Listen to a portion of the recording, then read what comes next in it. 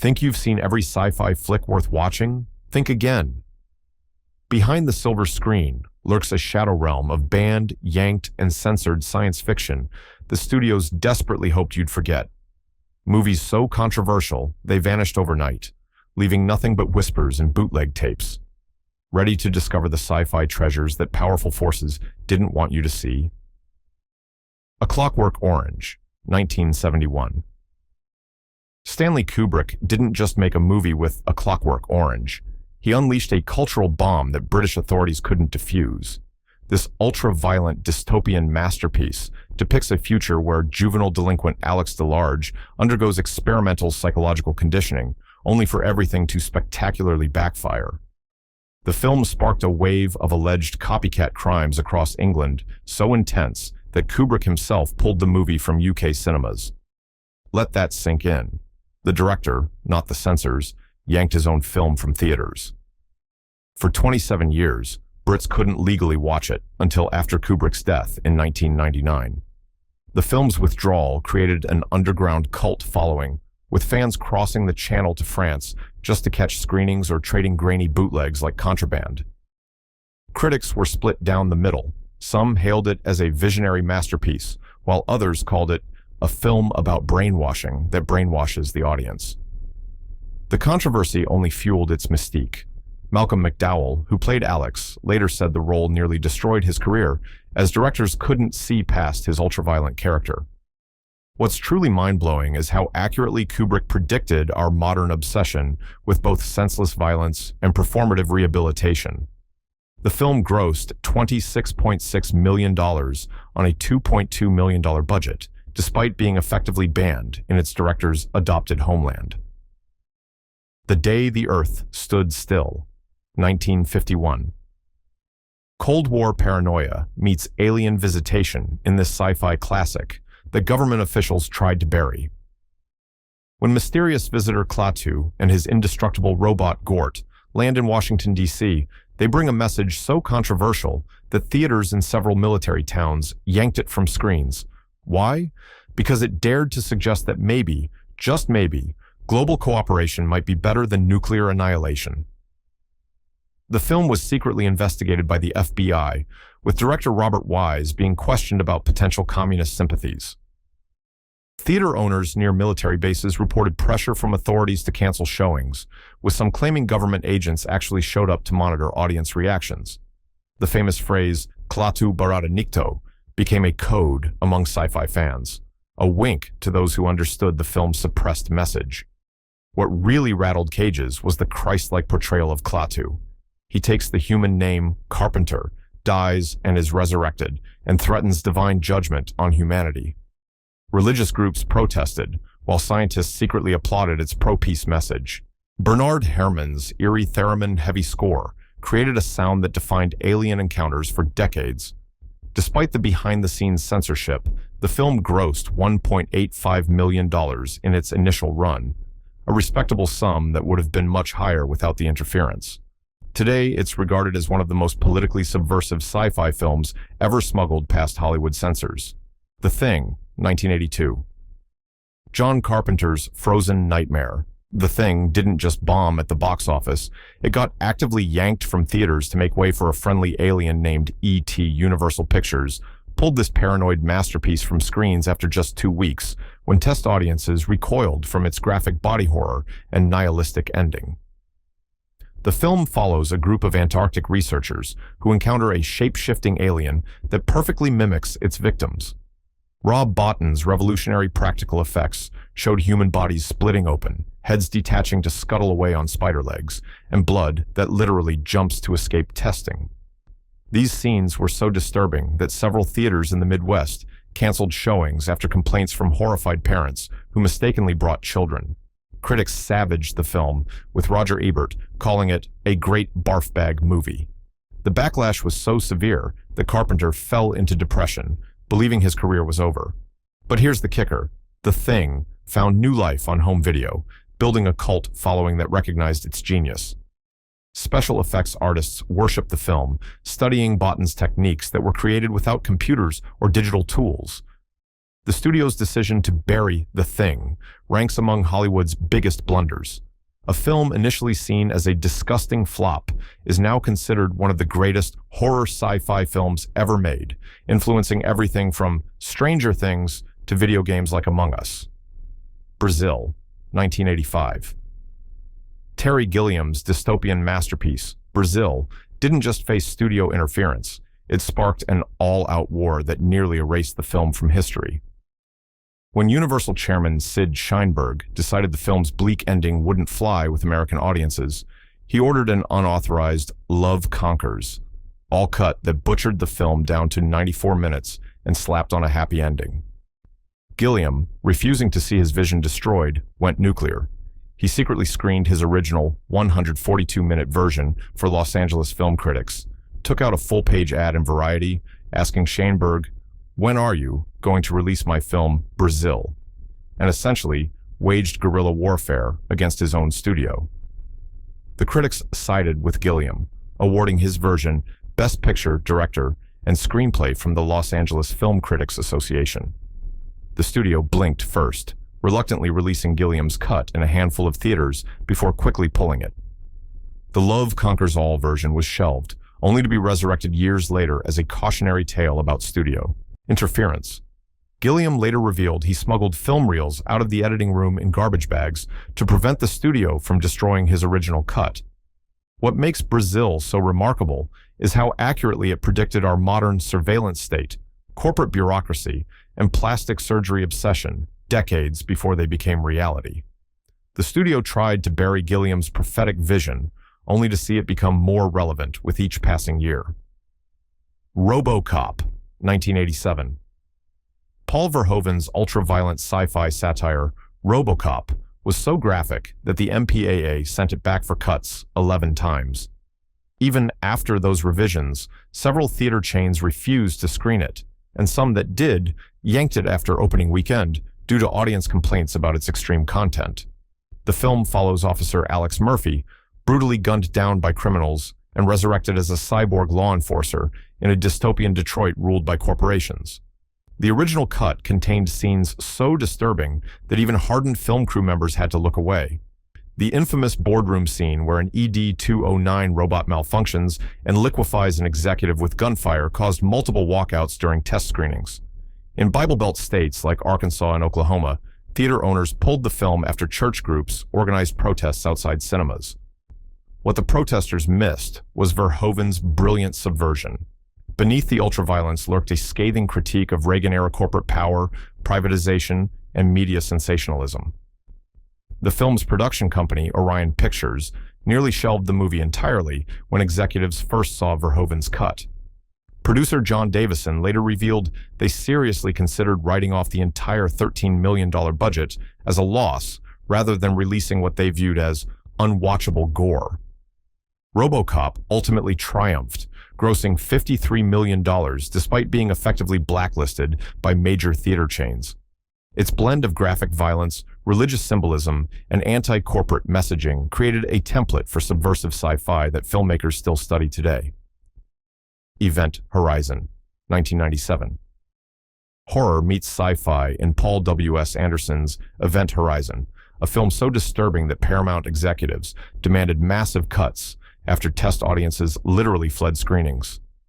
The original cut contained scenes of such extreme violence, body mutilation, and sexual torture that the studio panicked, forcing Anderson to slash over 30 minutes before its release. The film follows a rescue crew investigating a spaceship that disappeared into a black hole and returned changed. The missing footage, now legendary among horror fans, showed the ship's previous crew engaged in a hellish orgy of self-mutilation, cannibalism, and rape, the result of the ship's experimental gravity drive opening a gateway to what appears to be an actual hell dimension. After a disastrous test screening where audience members vomited and fainted, Paramount demanded immediate cuts to secure an R rating, instead of an NC-17. The film was rushed into theaters in a butchered form, then quickly pulled when it underperformed. Studio executives were so embarrassed by the film that they allegedly destroyed the excised footage to prevent it from ever being restored. What makes this story truly tragic is that the lost footage would likely make Event Horizon the cult masterpiece it was meant to be. VFX supervisor Dave Bonnewell later revealed that the hell scenes were inspired by paintings from medieval artist Hieronymus Bosch, creating a vision of cosmic horror unlike anything cinema had seen before. Footage we'll likely never experience as intended. Blade Runner, 1982. Ridley Scott's neo-noir masterpiece Blade Runner wasn't just pulled from theaters, it existed in multiple competing versions, with the studio-mandated theatrical cut being withdrawn and replaced multiple times over decades. When test audiences responded negatively to the film's ambiguous ending and philosophical pacing, Warner Brothers panicked. Against Scott's wishes, the studio added a cheesy voiceover narration and a tacked-on happy ending using leftover aerial footage from The Shining. This botched version bombed at the box office and was quickly yanked from most theaters after just a few weeks. Harrison Ford, forced to record the monotone narration, deliberately performed it poorly in protest, later describing it as a forced march. The film's initial failure led to one of cinema's most infamous game of version musical chairs.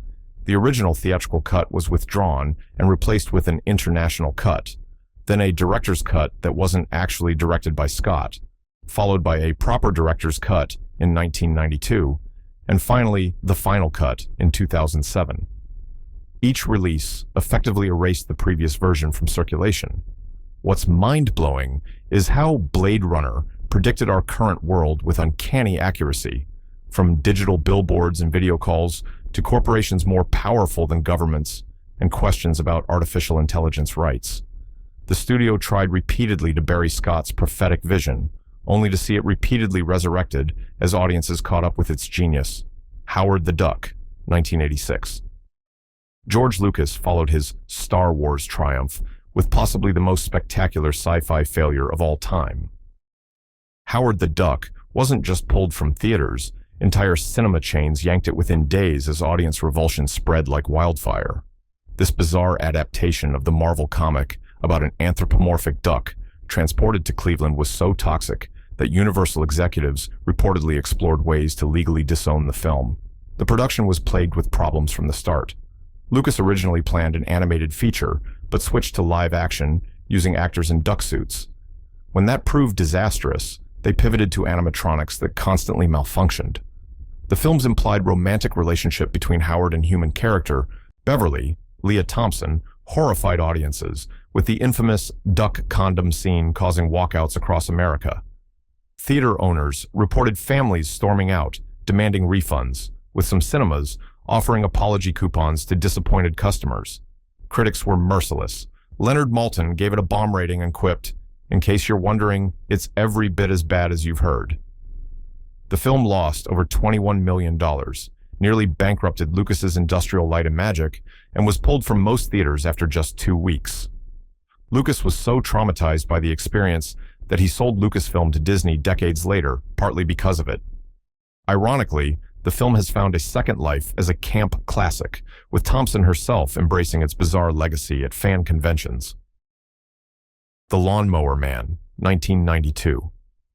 Stephen King wasn't just unhappy with The Lawnmower Man, he successfully sued to have his name completely removed from a movie supposedly based on his work. This early virtual reality sci-fi thriller faced one of the most dramatic legal forced withdrawals in cinema history. The film follows a scientist using VR technology and drugs to boost the intelligence of a simple-minded gardener who eventually evolves into a digital god with murderous tendencies. Despite sharing a title with King's short story, the film had virtually nothing in common with the original tale beyond a single scene involving a lawnmower. When King saw the finished product, he was furious. He successfully sued New Line Cinema, winning a court order forcing the studio to recall all prints and advertising materials bearing his name. Theaters nationwide had to stop showing the film until new prints without King's name could be distributed, causing a chaotic mid-run disappearance. The lawsuit revealed embarrassing details. The studio had acquired rights to King's story for just $10,000, then essentially ignored it entirely. The film's director, Brett Leonard, later admitted the script was an original work retrofitted with King's title to increase marketability. Despite the legal drama and disrupted theatrical run, the film became a cult hit on home video, where where its pioneering CGI sequences, which cost a staggering 42% of the total budget, helped establish virtual reality concepts in popular culture years before The Matrix revolutionized the subgenre. Southland Tales, 2006. Richard Kelly's follow-up to Donnie Darko wasn't just pulled from theaters, it barely made it to screens at all after one of the most disastrous Cannes premieres in festival history. This sprawling post-apocalyptic sci-fi epic starring Dwayne "The Rock" Johnson was savaged so brutally by critics that distributors worldwide abandoned it. The film presents an alternate reality where nuclear attacks have led to an energy crisis, martial law, and a surveillance state, all intertwined with a complex plot involving time travel, celebrity culture, and the end of the world. The original Cannes cut ran about 160 minutes and was so incomprehensible that audience members booed, walked out, and reportedly shouted insults at the screen. Roger Ebert called it a cautionary tale about what can happen when a young director is given complete freedom. After the Cannes debacle, the film was dramatically re-edited, with nearly 45 minutes cut before a very limited US release in just 63 theaters, from which it quickly vanished. What's fascinating is how the film's themes of surveillance, political extremism, and corporate government collusion have become increasingly relevant. Kelly incorporated real conspiracy theories and political anxieties into a prescient vision that audiences in 2006 weren't ready to process. The film cost $17 million, but grossed only $374,743, making it one of the biggest box office disasters in independent film history. Yet it's gradually developing a cult following as viewers discover it on streaming platforms, recognizing Kelly's ambitious vision was perhaps just ahead of its time. Kin-dza-dza, 1986. The Soviet Union's greatest sci-fi masterpiece, Kin-dza-dza, was yanked from theaters by the Communist Party itself for being too subversive. This bizarrely brilliant dystopian comedy follows two Soviets accidentally teleported to the desert planet Pluk, where society is rigidly divided by meaningless social categories and common matches are the ultimate currency. Director Georgi Danelia disguised his scathing critique of Soviet society as an absurdist space adventure, but Communist Party officials weren't fooled. After just 2 weeks in theaters, authorities restricted screenings to late-night slots before pulling it entirely from major cities. The film's budget was slashed mid-production when censors began to understand its allegorical nature, forcing Danelia to improvise with minimal sets and effects. The alien language created for the film, including the iconic nonsense word coup, became underground slang in Soviet youth culture, used to mock authority figures. Despite official disapproval, the film developed a massive cult, following through bootleg VHS tapes, passed hand-to-hand across the Soviet Union. What makes Kin-dza-dza truly remarkable is how it predicted the collapse of communism through absurdist humor. The planet's arbitrary social system where people with yellow pants outrank those with red, and everyone must kneel before those with crimson bell-bottoms, perfectly captured the crumbling logic of Soviet hierarchy. The film's limited release and subsequent suppression meant it remained virtually unknown in the West until the Internet age, when Russian immigrants finally shared this hidden sci-fi masterpiece with global audiences. The Interview, 2014, Seth Rogen and James Franco's sci-fi-tinged political comedy, The Interview, became the center of an international incident so severe that Sony Pictures completely pulled it from theaters nationwide. While primarily a political satire, the film's fictional technology allowing the CIA to hack North Korean communication systems and its depiction of a mysterious poison that doesn't leave traces pushed it into sci-fi territory.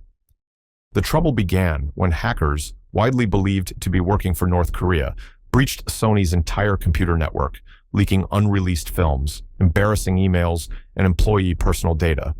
They threatened terrorist attacks on theaters showing the film, prompting major cinema chains to drop it entirely. Sony initially canceled the film's release, the first time in modern history a major studio completely withdrew a film due to terrorist threats. The financial impact was staggering. Sony took a $30 million write-down on the $44 million production, plus tens of millions more in cybersecurity costs and legal settlements from the data breach. The film eventually received a limited release in independent theaters and online, where it earned back approximately $40 million. President Obama himself weighed in, criticizing Sony's decision to pull the film as giving in to censorship. The controversy sparked a national debate about artistic freedom versus national security concerns. The irony? A mediocre comedy became a flashpoint for international relations and cyber warfare, elevating its status far beyond what its actual content deserved. From communist censors to corporate cover-ups, these lost sci-fi films prove one thing: the most dangerous movies are the ones that hit too close to home. Which of these pulled productions deserves a proper theatrical resurrection? Did we miss any sci-fi spectacles that vanished mysteriously from the silver screen?